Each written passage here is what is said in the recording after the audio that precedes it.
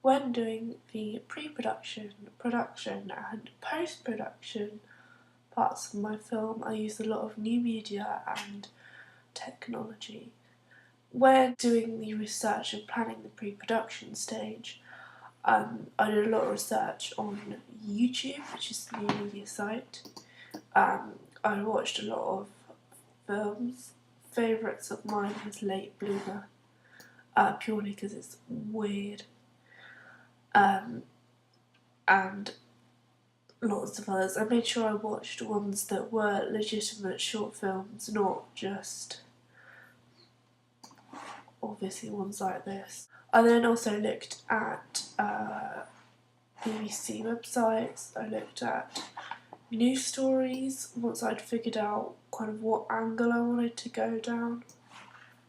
After I figured out kind of my idea for the film, I then went on to write the script. I used the website Script to write it. As you can see the script here. This is really helpful to do because it's so simple to write the script as it does the formatting for you. So I could add an extra scene on the end. I can make it interior. I can make it interior house. I can have. This allows you to be creative as you're not focusing on how to do the layout as it does it all for you. So I could just quickly chop and change and write the script. If I didn't like something, I could delete it, come back to it later, print it off, show someone, write on it, decide what bits I don't like, then go back to it and edit it all. It also allows you to spell check and look at everything, so it's a lot simpler to use than just writing it out by hand or writing it out in a Word document where you might not know, get the layout right. Need a camera, so I chose and favoured the Panasonic purely because it has a really clear image and it's really simple to use, and that was obviously on a tripod. I also used lights, as you can see here, that I have balanced on a chair. Purely because the room was quite dark and I could only shoot during the evening times, so I wanted to have that little bit extra light because the ceiling lights weren't enough light and I felt like it made it quite dark. So I had the kind of lights here, as you can see. I also had a clip mic because there was a lot of traffic noise outside. So I wanted to make sure I could hear his voice clearly, especially in the last scene when he's on the phone with Amy. That is all clip mic noise because the road sound and that and the original bit of that footage was horrendous. Then when it came to post-production, obviously, editing all together, this is iMovie, this isn't Final Cut. Here is an example of me doing using Photoshop and Final Cut to create an image on the screen that wasn't there before. This is one of the things that Final Cut's really good at. You can kind of layer things on top of things to make things that weren't there before. Other things that Final Cut, I've used Final Cut for, that Final Cut can do, is to create kind of effects on the sound and the visuals. For example, when he's passed out, on his point of view shot, I used an effect called Prism, which makes it kind of rainbowy and kind of out of sync, and it kind of gives you a bit of a headache if you watch it for too long. So you get kind of his point of view.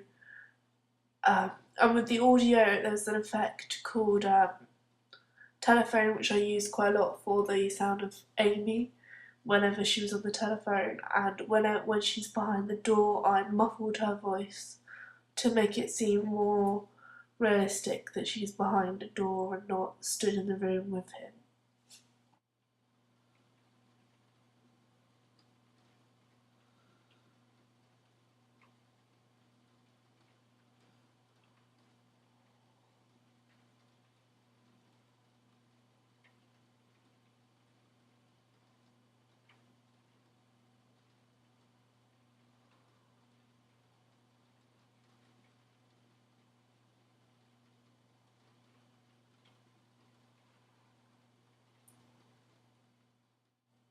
Final Cut obviously allows you to be more creative as you can move all the footage around, you can change everything up, you can detach the audio so you can change the audio. For example, I mentioned before that the last scene is all kind of, the sound on it when I got it back was terrible, and thankfully I had recorded some sound on the clip mic, so I got rid of all the normal sound and overlaid the audio of him speaking and then put a backing track underneath to make so it wasn't just his voice, gaps, silence, and then his voice again.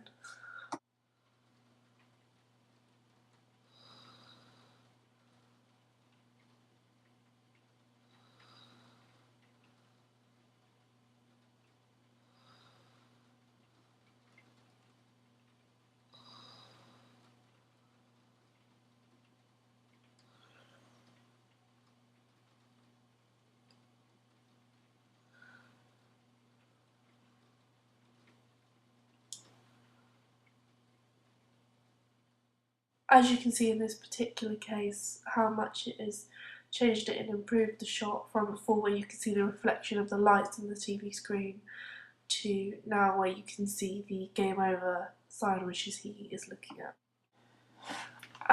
Then after that, once I've made the film, obviously exported it and put it onto YouTube, so then I could share it, share it on Facebook maybe, any other sites, so then my audience can then see it.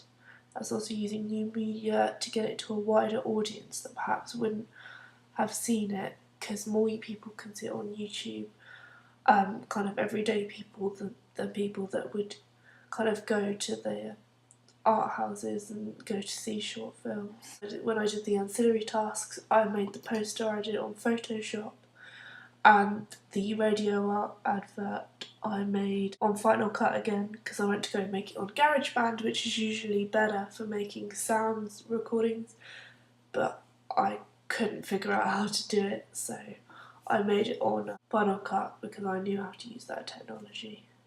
And this is all the technology that I used.